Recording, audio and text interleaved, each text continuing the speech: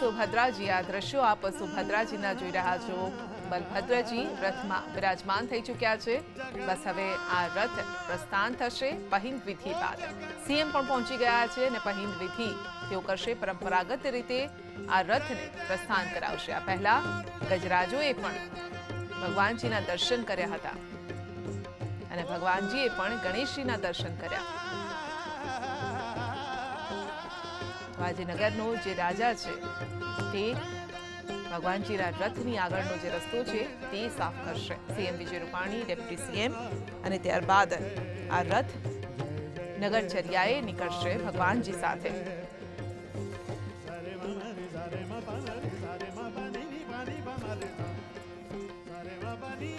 તો ભગવાન જ્યારે મંદિરમાં હોય ત્યારે તો ભક્તો તેમના દર્શન માટે આવતા હોય છે, પરંતુ આ એક જ દિવસ એવો છે કે જ્યારે ભક્તોને દર્શન આપવા માટે અને ભક્તોના દર્શન કરવા માટે, કહેવાય તો કદાચ ખોટું નથી, ભગવાનજી ખુદ નીકળતા હોય છે। અષાઢી બીજ એક એવો અવસર છે કે જ્યારે ભગવાન સ્વયં ભક્તોને દર્શન આપે છે, તેમની પાસે જાય છે। પુરી, અમદાવાદ સહિત અનેક નાના શહેરોમાં પણ, નાના સ્થળોએ પણ રથયાત્રાનું આયોજન થતું હોય છે। અષાઢી બીજે જગન્નાથજીની રથયાત્રા નીકળે છે। હજારો લાખો ભક્તો તેમાં સામેલ થતા હોય છે। કહેવાય છે કે રથનું દોરડું ખેંચીને વૈકુંઠ પ્રાપ્તિનો માર્ગ મોકળો કરે છે। જ્યારે પણ આ રથને ખેંચવામાં આવે છે ત્યારે પણ જે ખલાસી ભાઈઓ જે છે તે પુણ્યનું ખાતું કમાતા હોય છે અને માટે જ જ્યારે ભક્તો રથયાત્રામાં જોડાતા હોય છે ત્યારે તેઓ પણ ઈચ્છતા હોય છે કે ભગવાનના રથને ખેંચવાનો તેમને એક અવસર મળી જાય અથવા તો એક લાહવો મળી જાય। જો કે આ વર્ષે એ લાહવો જરા પણ નથી મળવાનો અને આપ પરંપરાગત રીતે આપ જોઈ શકો છો કે સીએમ વિજય રૂપાણી પહોંચ્યા છે। નગરના રાજા પહેલા તેઓ ભગવાનજીની આરતી ઉતારશે, પૂજા કરશે અને ત્યારબાદ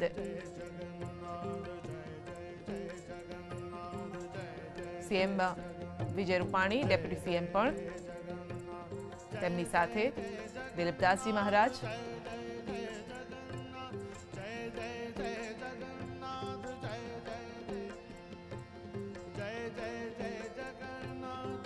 તો અંજલિબેન પણ તેમની સાથે જોવા મળી રહ્યા છે।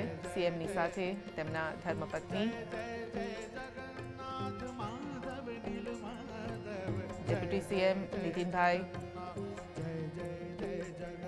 પ્રદીપસિંહ જાડેજા,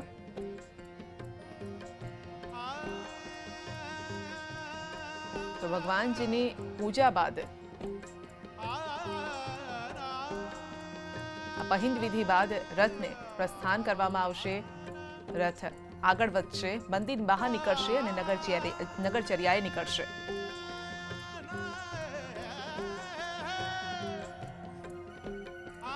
જગન્નાથજીની રથયાત્રા પાછળ બીજી એક રસપ્રદ કથા એ પણ છે કે એવું માનવામાં આવે છે કે સુભદ્રાજી પોતાની સાસરીમાંથી દ્વારકા આવ્યા હતા। તેમણે પોતાના બંને ભાઈઓને નગર દર્શનની ઈચ્છા દર્શાવી।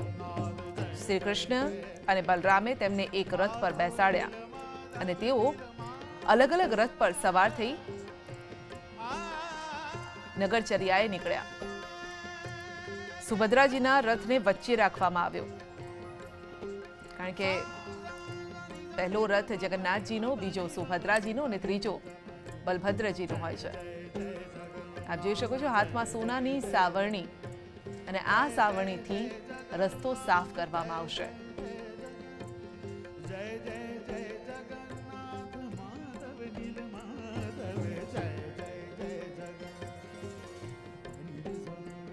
આપણા ઘરમાં તો સામાન્ય સાવરણી હોય છે, પરંતુ ભગવાનજી છે એટલે ભગવાનજીની સાવરણી પણ સોનાની છે અને સોનાની સાવરણીથી આ રસ્તો સાફ થશે।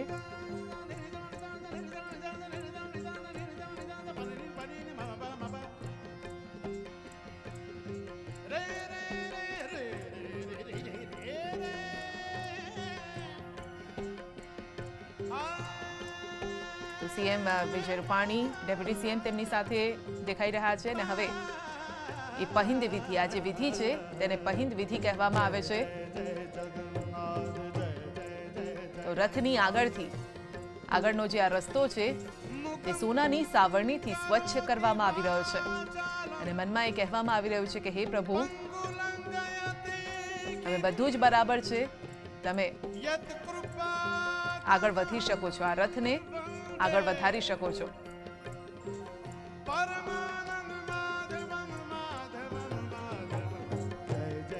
તો આ દ્રશ્યો વર્ષમાં એક જ વખત આપને જોવા મળે છે કે ભગવાનજી જ્યાંથી પસાર થવાના છે એ રસ્તાને સ્વચ્છ કરવામાં આવે અને એ પણ સોનાની સાવરણીથી.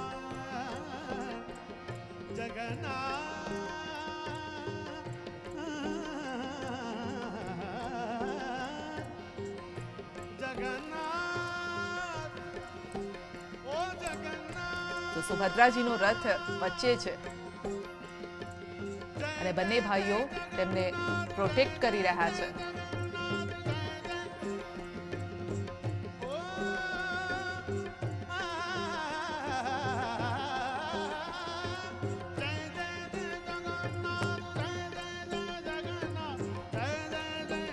બસ આ પહિંદ વિધિ પણ હવે પૂર્ણ થઈ ગઈ અને આપ જોઈ શકો છો કે રથનું દોરડું ખેંચાઈ રહ્યું છે અને રથ હવે આગળ વધી રહ્યા છે.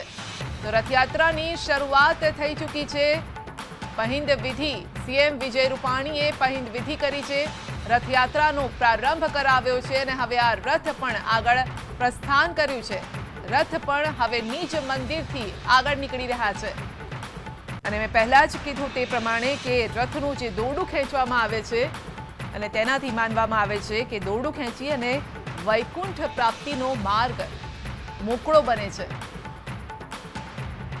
સીએમ વિજય રૂપાણીએ પહિંદ વિધિ કરી, ડેપ્યુટી સીએમએ પણ પહિંદ વિધિ કરી, સોનાની સાવરણીથી રસ્તો સાફ કર્યો અને હવે આ રથને પણ આ દોરડું ખેંચીને આગળ વધારવામાં આવ્યો છે.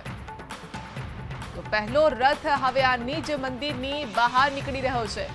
નગરજનો પણ ન્યૂઝ 18ના માધ્યમથી દર્શન કરી રહ્યા છે. તો અંતરમનથી અત્યારે સૌથી વધારે જો ખુશી થતી હોય તો દિલીપદાસજી મહારાજને થતી હશે, કારણ કે આ રથ મંદિરના એ દરવાજેથી બહાર નીકળી રહ્યા છે જે ગયા વર્ષે એ મંદિરના દરવાજા સુધી જ પરવાનગી આપવામાં આવી હતી. તેમની આંખોમાં આંસુ આવી ગયા હતા કારણ કે પરંપરા તૂટી હતી કોરોનાના કારણે. આ વર્ષે પરંપરા જળવાય છે પરંતુ ફક્ત ભક્તો નથી. ભક્તો સિવાય તમામ પ્રકારની જે પણ વિધિ વિધાન છે તમામ આ વિધિ વિધાન કરવામાં આવ્યા છે. કોઈ પણ એવી વિધિ છોડવામાં નથી આવી. એ પછી મામેરાની વાત હોય, સરસપુર જવાની વાત હોય,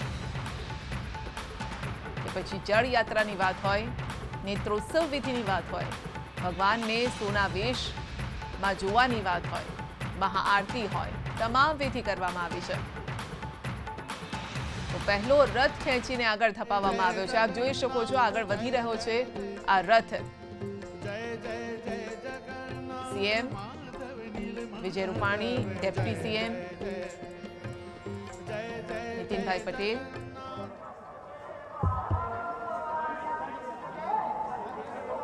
પ્રદીપસિંહ જાડેજા. આજે અષાઢી બીજ પવિત્ર દિવસે ભગવાન જગન્નાથની રથયાત્રા એનો શુભારંભ થયો છે. ભગવાન જગન્નાથ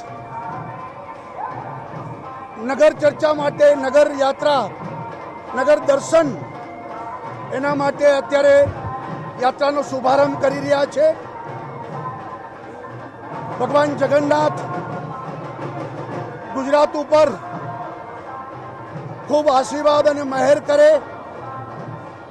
આપણે ઈચ્છીએ કે હવે કોરોના મુક્ત ગુજરાત આપણું બને. પૂર્વત બધી પરિસ્થિતિ બની પણ જાય અને આ મહામારીમાંથી સૌથી પહેલા ગુજરાત બહાર નીકળે. સાથે સાથે ભગવાન જગન્નાથની કૃપાથી ગઈકાલથી સમગ્ર ગુજરાતમાં વરસાદ જે ખેડૂતોને ચિંતા હતી એમાં પણ એમની કૃપા અને વરસાદ પણ ગઈકાલે શરૂ થયો છે। આ વરસ પણ ખૂબ સારું સોળાની વરસ જાય તેવી ભગવાનને પ્રાર્થના કરી છે। કચ્છીઓનું પણ આજે નવું વરસ અષાઢી બીજ કચ્છી ભાઈઓ બહેનોને પણ શુભકામનાઓ પાઠવું છું અને કચ્છમાં પણ 1 મિલિયન એકર ઘનફૂટ પાણી એનું પણ આપણે સૈદ્ધાંતિક મંજૂરી આપી છે। આ આવનારા વર્ષમાં એ કામ પણ શરૂ થશે અને વર્ષો જૂનો કચ્છનો પ્રશ્ન એ સમાપ્ત થશે અને કચ્છમાં પણ સર્વત્ર પાણી આપણે પહોંચાડીશું અને એના દ્વારા આવનારા દિવસોમાં કચ્છની પણ સમૃદ્ધિમાં વધારો થશે। આજે આ યાત્રા કોરોનાની ગાઈડલાઈન મુજબ એસઓપી મુજબ ભીડ એકત્રિત ન થાય એ રીતે આ યાત્રાનું આયોજન થયું છે। બપોર સુધીમાં યાત્રા પાછી ફરશે અને આજના દિવસની ઉજવણી આપણે સમાપ્ત કરીશું।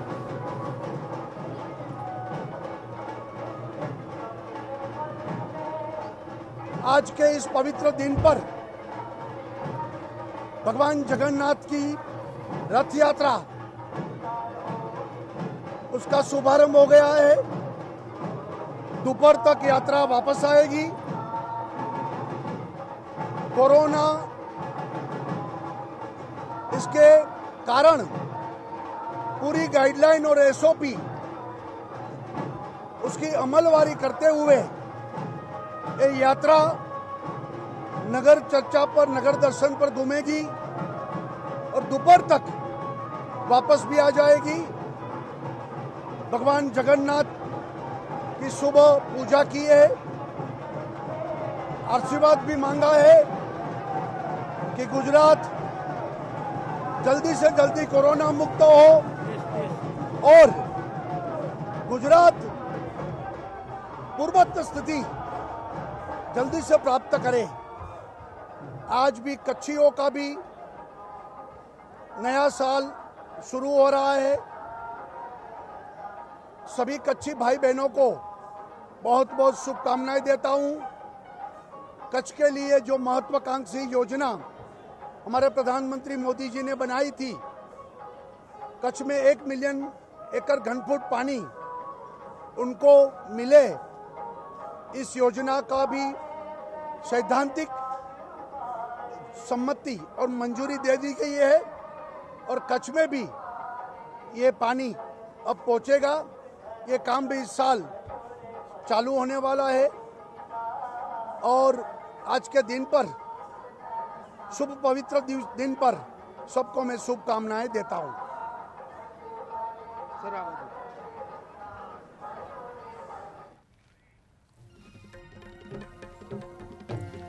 સીએમ વિજય રૂપાણીએ શુભકામનાઓ આપી છે, સાથે જ કોરોનાના નિયમો પાલન કરવાની અપીલ કરી છે। જે કોઈ કર્ફ્યુ વચ્ચે આ રથયાત્રા નીકળી રહી છે, માટે આપ જોઈ શકો છો કે મંદિર જે ભગવાનનું આ ઘર છે તે અત્યારે ખાલી અને સૂનું પડેલું દેખાઈ રહ્યું છે। તેમ છતાં પણ લોકો દર્શન કરી રહ્યા છે, કારણ કે માની રહ્યા છે કે મનની અંદર, કારણ કે ભગવાન તો મનની અંદર હોય છે, દિલની અંદર હોય છે। मानो तो बधु ज छे ने न मानो तो कई ज नथी। तो तेज प्रकारનું છે, કારણ કે ભગવાન ના દ્વારે આવેલા લોકો પણ ત્યાં દર્શન કરે છે, કારણ કે ભગવાન તો ત્યારે નગરચર્યાએ નીકળ્યા છે। 3 રથ 5 વાહનોને પરવાનગી આપવામાં આવી છે। પહિંદ વિધિ કરી અને આ રથને પ્રસ્થાન કરાવવામાં આવ્યું। રથની પણ પૂજા કરવામાં આવી। ભગવાનજીની પૂજા કરી દર્શન કર્યા સીએમ વિજય રૂપાણીએ। અને ત્યારબાદ આ રથ હવે આગળ વધ્યા છે। રથનું દોરડું ખેંચી અને તેને આગળ વધારવામાં આવ્યા છે। 1990માં આ પહિંદ વિધિની શરૂઆત થઈ હતી। ત્યારબાદ તબક્કાવાર જેટલા પણ સીએમ રહ્યા તેઓએ તમામ મુખ્ય પ્રધાનોએ આ જે પરંપરા છે તેને નિભાવી છે।